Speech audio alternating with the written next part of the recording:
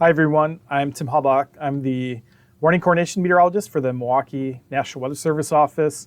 And just wanted to do a quick video here after the July 3rd severe weather that we had down in Walworth County. We've had a couple questions that have been kind of a recurring thing, so we just wanted to address those and give some information on the two main things about, number one, why did my phone not go off? And then number two, why was this wind and not considered a tornado? So I just want to go into a couple of the main facts and things of information that we have that we can share with that. So first thing to just show, this is our latest estimate based on a storm survey that we did. We basically drove up and down across Walworth County to look at some of the worst damage.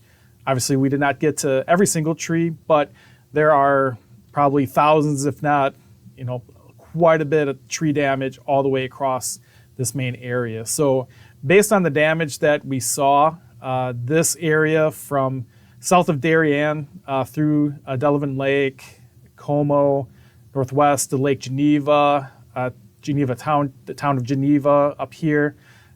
This is the main swath of where all the wind damage is. And the yellows here is what we estimated at 60 to 80 miles per hour from the winds, from the damage survey that we did. So the first question we have from this event was, why did my phone not go off? So just want to go into some of the different warnings that we issue, the severe thunderstorm warnings. They are issued for wind gusts that are over 58 miles per hour or higher. And then for hail the size of a quarter or bigger for that. Tornado warnings, we issue those based on when we see rotation on radar or somebody else has called in or reported that there's a tornado happening with a storm. Flash flood warnings, this is kind of vague, but generally about 6 inches or more over the roadways. And it kind of depends on rainfall rates and some other things there. But those are the three main warnings that we use during the severe weather season. So something you may or may not be aware of is that there's this damage threat tags. And basically that's just talking about how bad is this scenario going to be? Is this a baseline type scenario? We want to talk about a scenario where it's an EF0 or EF1 type tornado differently than a tornado like this where it might be a 4 or 5. Same thing with winds and hail. It's just basically trying to talk about the warnings at different levels. And so the system, the damage threat tags, this is called impact-based warnings. For all three of those main groups, the tornado warnings, severe thunderstorm warnings, and flash flood warnings, there's 3 levels for each. And based on what level we're at for our warnings, will trigger the wireless emergency alerts. So for any tornado warnings that we do, even if it's a weak or short-lived tornado, that's going to set your phone off based on where we've issued that warning, the polygon, so the square or shape that we draw to highlight where we think the severe weather is going to be or the tornado. Any of these will trigger your phone to go off. For flash flood warnings, this was a question, again, that came up last year because we had a flash flood warning during the Waukesha, Milwaukee area floods from early August, where the first flash flood warning went out, but people's phones didn't go off from that. Once we go to the second level, more significant flash flooding event, once we get to that point, that's when your phone will go off for that.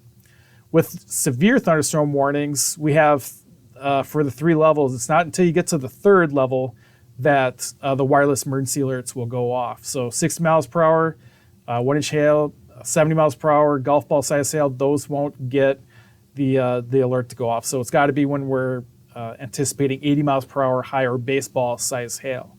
So for us, any jumps that we go from this first level of no damage threat tags to this considerable damage threat tag is a big jump for us meteorologically. So the tornado warnings, when we go from the first level to the second level, we're expecting EF2 or higher tornadoes, a much more dangerous situation that we're going to be at. Same thing with the flash flood warnings. I just talked about the August floods. That's our expectation, is that we're at that level. So even though the severe thunderstorm warnings, when we go to 70 miles per hour, which is generally 70 to 80 miles per hour. That's a big jump for us to go to that level. So if you ever see that we've gone to 70 miles per hour, know that that's a significant wind that's coming your way, or that you're going to get golf ball size hail or bigger. So these are the different levels to understand where the wireless emergency alerts will go off. So you can find this information in our warnings when it's in the hazard spot. Unfortunately, it's kind of buried as well within the text of it. You'll see it down at the bottom for what level of winds we're expected to be at, what level of hail, and then what the damage threat is as well. And once we do know that there is damage that's occurring, we will change this also to say the weather's been observed as well. So for July 3rd, how this all played out was initially we issued a tornado warning for Rock County because the storm, when it was south of Beloit and just going into southeastern Rock County, had a bit more rotation. You can even kind of make it out on reflectivity here where there's this hook that came in here. This was basically when the storm started to really take off and intensify. But the rotation kind of weakened as it got into Walworth County, but the storm itself did not weaken. So this area here where there was a tornado warning for Rock County got the wireless emergency alerts.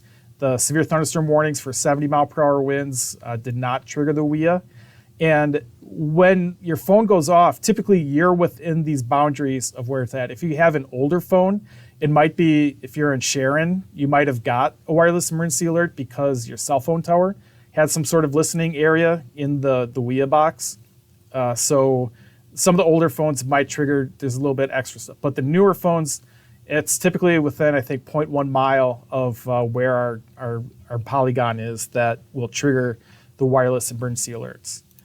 So then as the storm went on, we had one scan northeast of Lake Geneva that showed the rotation developing kind of northwest of Lyons. That meant, so we did the tornado warning for this area, and it wasn't that the wireless emergency alerts were delayed for if you're in kind of the Lake Geneva, Como area here. It was just that that's when the rotation showed up, and that's when we issued this warning instead. So again, this area did not get the wireless emergency alerts, and then this one did with the red box here for the tornado warning. So one of the things we wanted to stress was just having multiple ways to receive the warnings. So those regular, the baseline severe thunderstorm warnings, if you have an app or a weather radio, those will go off for that. There are some areas that have other local alerting apps that you can sign up for. The sirens, Walworth County and all the other different counties that we have, they all base that decision off of what we do and what kind of warnings we issue. So, for that, it's all on, whatever is coming out of our office. So sometimes it's tornado warnings, sometimes the high end, the wireless emergency alert level, severe thunderstorm warnings can trigger it as well. Depends on your municipality and what they decide to trigger it on. We also highly recommend turning on local TV and radio. You'll get some play-by-play on the risk for your different locations as well. All right, so the second main question that came up was why wasn't this a tornado? This wind came through and this damage that occurred from it had to be a tornado. And this is something that's come up time and time again over the years, and it's can be kind of tricky because you see damage like this and you got to think, well, it's pretty violent. But the main thing to know is that the one thing that's similar between a tornado and downburst winds is that they're both just wind. It's just happening at a different way. So one of the things we look at when it comes to the damage is, again, the path. So one of the things typically with a tornado, we can get wind and tornado together, but typically the strongest winds are just to the south of wherever the tornado tracks. This thing had a width of about 2 miles from all the way from the border all the way over to here. And even between the 60, 80 miles, it was about 5 miles of a width. So that'd be one of the bigger tornadoes ever to occur. But we do look at the northern side to see, is there any sort of just something different in that area. But for this situation, really didn't see any of that. So one of the things we just wanted to show is the radar and what this looked like. I'm going to bring up a couple different versions. I'm going to start with our own radar here. So when the storm came through and it moved into southern Wisconsin, southern Walworth County here, it actually, if you were just looking at this radar and the velocities, you might think, ooh, this one's kind of falling apart here. So the main things, if you're not familiar with radar, the reds on the right-hand panel here, which I'll zoom in on, is basically outbound winds, and then greens are inbound. So typically we want to see something more like this. This is a broad rotation, greens coming in here, reds going out. And then as it gets closer, there's still a pretty decent circulation there, but it's not really tight. And then as it gets into Walworth County, it actually looks like it falls apart there. It doesn't look too hot. It's not until it gets again towards north of Lake Geneva here, there's this one scan where there's a little bit of greens going in and then reds coming out, that we had a scan there, so we jumped on it. It was on the north end of where this bow was coming through here. And so we issued a new tornado warning off of that, and then it kind of faded away. We still had wind with it, but it wasn't quite the same. So the other thing to look at is we actually are lucky that we have a second type of radar. It's down in northern Racine County. Actually almost got hit by 2 tornadoes back from, I believe that was our April event. But this one had a really good beat on the wind signature because the storm was moving towards the radar. That's something that we have to look at and consider when we're looking at these storms, that if it's going towards the radar, you can pick up on the wind much better than if the storm is kind of going kind of perpendicular away from it. So with this one, here's the wind. The blues here are the winds coming in, the blues and greens.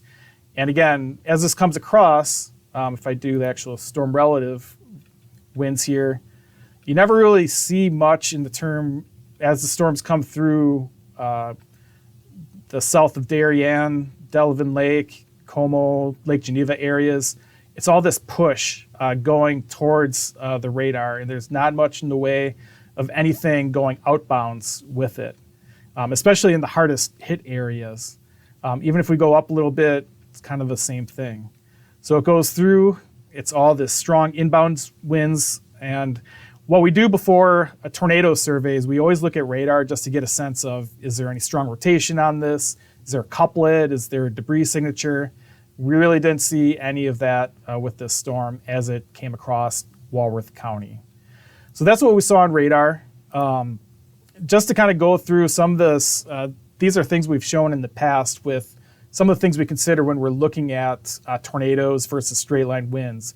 Straight line winds tend to be these big blowdowns. It's a big kind of general area where it looks like somebody's come and just stepped on the trees or the ground and it just flattened everything. Tornadoes have, typically it looks like a weed whacker came through and chopped everything up into a path.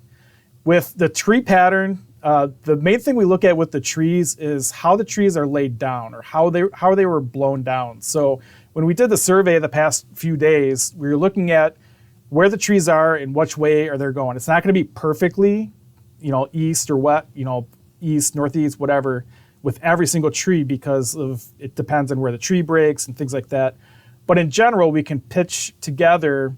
Here's, in this example here, there's all these trees going straight, and then you've got these trees coming towards that area.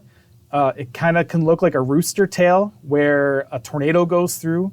So convergent paths are what we look for big picture wise for whether or not there's a tornado that goes through.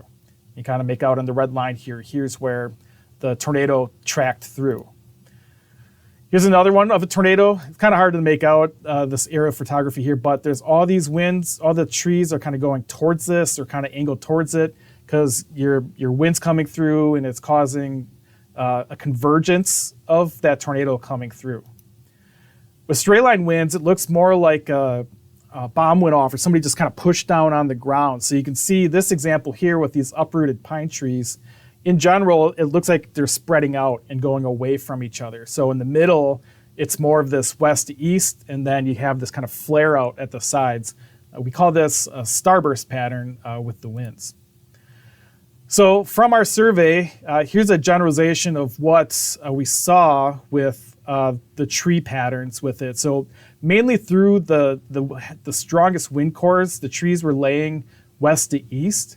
And then on the periphery, we were getting more of these southeasterly type trees laying. And then on the northern fringe, they're more east-northeast, kind of, again, flaring away from the middle of where the core of the winds came through. So just another thing that, when we're trying to figure out whether or not this was a tornado or damaging winds, it's the big picture and it's everything put together.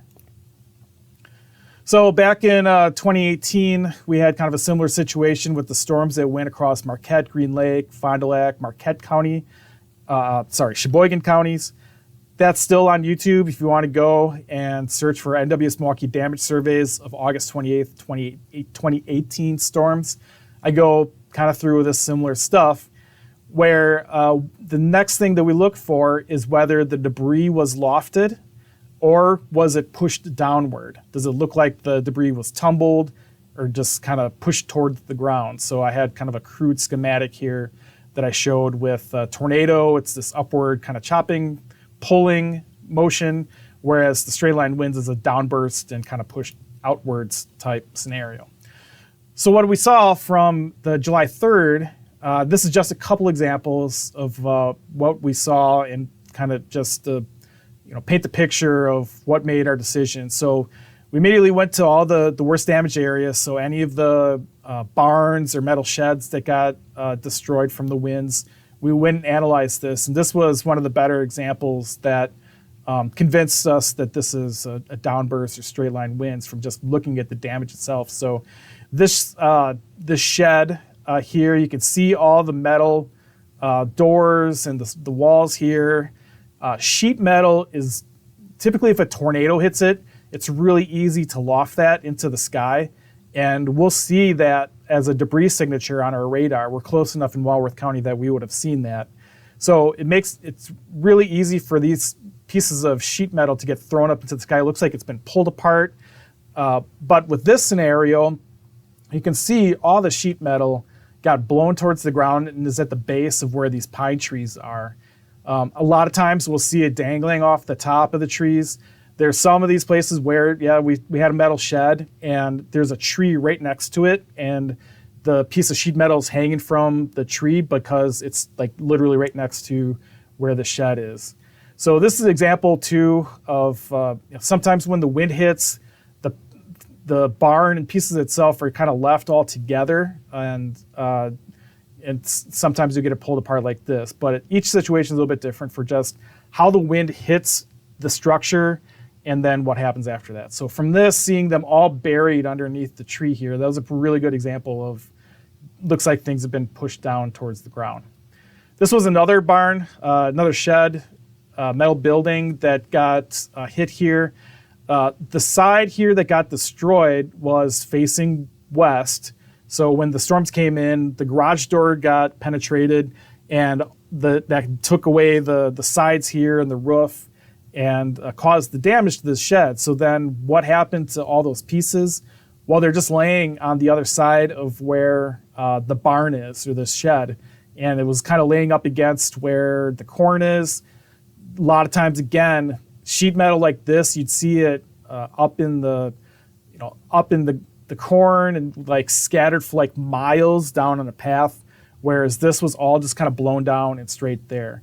Also, the insulation from this shop got blown directly into these hay wagons here. It was just caked all over it down at the bottom here. So again, trying to envision what the situation was like and how things played out. At this place, we did talk to the farmer. He was mowing his lawn and got caught out. He saw the storm coming in, so he took shelter in a different shed and he waited it out there. And he described it as a 2 to 5 minute period where there was probably like 3 bursts of wind, where there's the first wind that came in was blown sideways. A second wave came through and it was a little bit more intense. And then the third one came through and it was even more intense. So it was like multiple downbursts that were hitting time after time after time. So it is possible that the winds were actually lower than what we're estimating, and that just having this longer duration wind was able to push on some of these objects. But based on the EF scale and the kit that we used, we stuck with those higher wind speeds just to stay consistent for that. All right, so one last thing, the twisted trees. So this is a question that comes up that, the tree looks twisted. So that means that a tornado came through. Well, it's all about just, with the tornadoes, whether it's a tornado or straight line winds, the trees are not going to perfectly break when the wind hits it. And so when a wind does, it just pushes on it until it finds like a fail point. So this was an example of a twisted tree here. But you can imagine, pretend you have a small tree at home and you step on it. Is it going to cleanly break, like if you were straight line winds versus a tornado, or is it going to twist like this and kind of hold tight until, it snaps somewhere? So trees, it's typically if there's a rotted out point or if there's just like a weak point for where it breaks, that's more so what we see, whether it's a tornado or straight line winds. So again, the main thing that we actually look for with trees is the pattern. Is it everything's going in one direction, or most of things going in the same direction, or is it kind of blowing outwards? Is there a convergent path? How's that look? So twisted trees are not an indicator of a tornado versus straight line winds. So with that, I just wanted to hopefully answer some questions that you've had about the storms that came through. And if you have any questions, feel free to drop them in the comments and we will respond. Thank you.